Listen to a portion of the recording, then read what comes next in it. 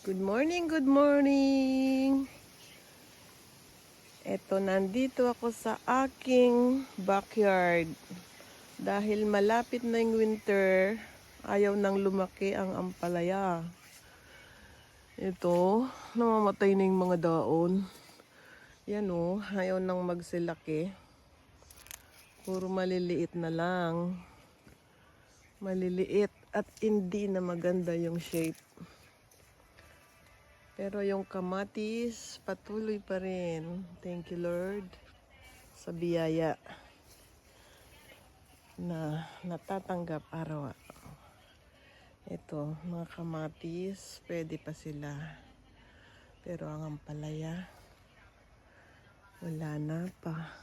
Patapos na. Ayaw nang lumaki. Marami pa sila pero ayaw nang lumaki. Yan o. Yan o, ang dami. Ang dami pa. Pero hindi na sila nagsisilakian. Kamatis.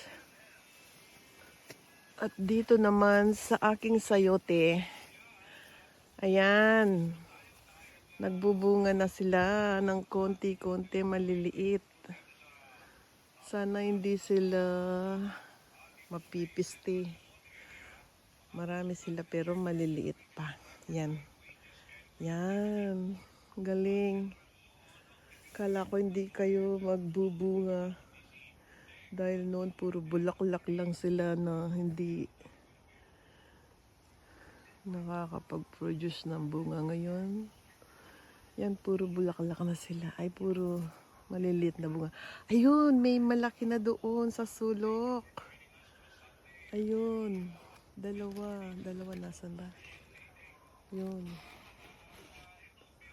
Medyo malaki na yun. Ay, thank you, Lord. Dati ganito lang sila. Dati ganito lang. Bulaklak lang. Bulaklak lang na tumataas. Ito. Ito. Ganito lang dati sila. Bulaklak. Tapos tataas, walang bunga. Yan. Ganyan lang sila dati. Yan o. Bulaklak. Tapos tataas.